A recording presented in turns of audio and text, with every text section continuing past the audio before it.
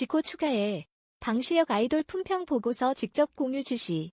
아이돌 외모에 대한 원색적인 품평이 담긴 이른바 하이브 아이돌 보고서가 최근 국회 국정감사에서 공개돼 파장이 커지는 가운데 방시혁 하이브 의장이 직접 회사 간부들에게 이 문서의 공유를 지시한 것으로 30일 드러났다.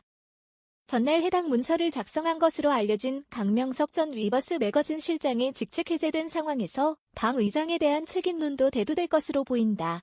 이날 한겨레가 입수한 이메일 기록을 보면 2022년 1월 6일 방 의장은 강 전 실장이 공유한 위클리 음악산업 리포트 3에 대해 지코 씨도 문서 공유 대상에 추가해 주십시오라고 회신했다. 수신자엔 당시 인사최고 책임자였던 김주영 현 어도어 대표도 포함돼 있다.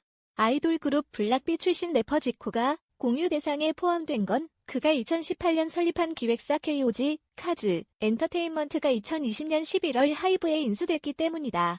지코가 하이브 산하 레이블의 대표이기 때문에 해당 문서의 공유 대상이 된 것이다. 이 보고서는 매주 발행돼 하이브 및 산하 레이블 최고 책임자인 C 레벨에게 발송됐다.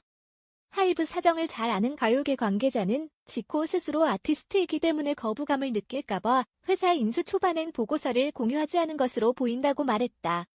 방 의장이 2023년 6월 28일 하이브 기업전략실의 한 인사를 지칭하며 님 추가 부탁드린다고 강 전 실장에게 이메일을 보냈고 강 전 실장이 네, 추가됐습니다라고 회신한 기록도 있다.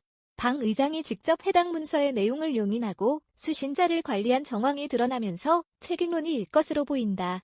이미 하이브는 문서를 작성한 강 전 실장을 29일 직책 해제했다.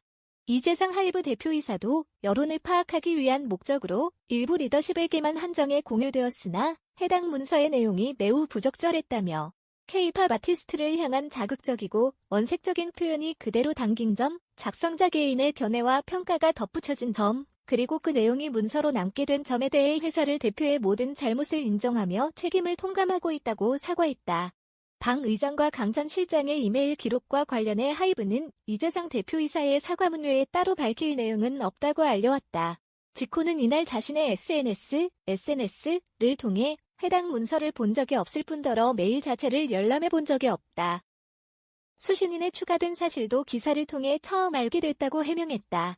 지난 24일 국회 문화체육관광위원회 국정감사에서 민영배 의원, 더불어민주당이 공개한 위클리 음악산업 리포트라는 이름의 하이브 내부 보고서엔 멤버들이 한창 못생길 나이에 우르르 데뷔를 시켜놔서 누구도 아이돌의 이목구비 아님, 외모나 섹스 어필에 관련되어 드러나는 경향이 두드러짐. 좀 놀랍게도 아무도 예쁘지 않음.